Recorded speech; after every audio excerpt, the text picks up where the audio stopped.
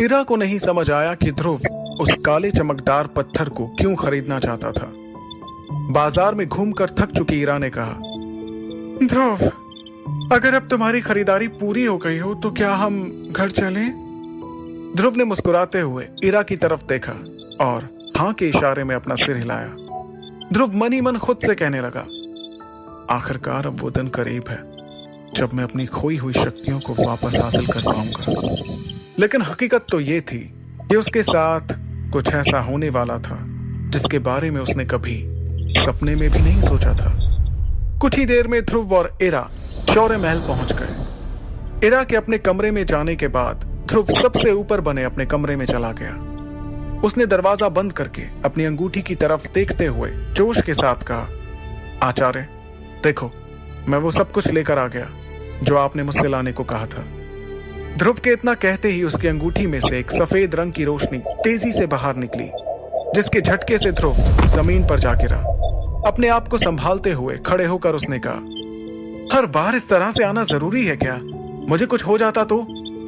ध्रुव की इस बात पर विदुर ने हंसकर उसके इर्द गिर्द घूमते हुए कहा, अब जब तक मैं तुम्हारे साथ हूं, मैं तुम्हें कुछ भी नहीं होने दूंगा। इस पर ध्रुव ने थोड़ा बेरुखी से कहा, हाँ हाँ, ठीक है, वो तो देख ही रहा हूं। पहले तो खुद ही मुझे चोट पहुंचाते हो और फिर खुद ही कहते हो कि मैं तुम्हें कुछ नहीं होने दूंगा।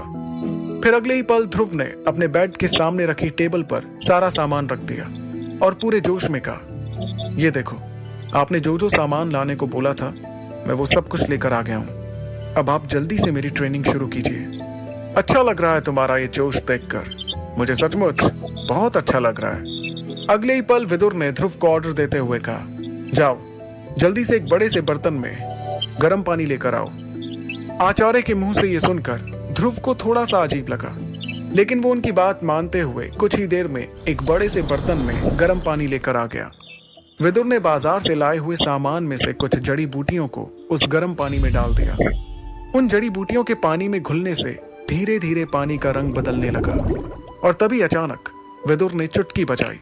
उनके चुटकी बजाते ही ध्रुव के कमरे में उसके बेड और उसके टेबल के बीच एक कालीन ने जगह ले ली।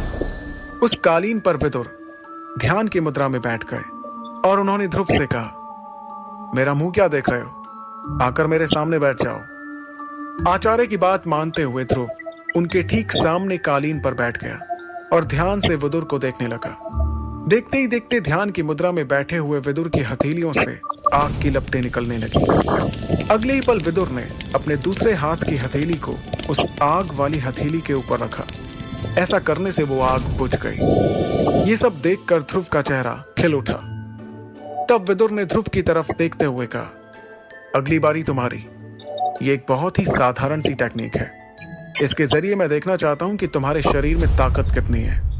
अपना पूरा ध्यान हथेली पर केंद्रित करते हुए जैसा मैं कर रहा हूं वैसा करो। विदुर की इस बात पर ध्रुव भी ध्यान मुद्रा में बैठ गया।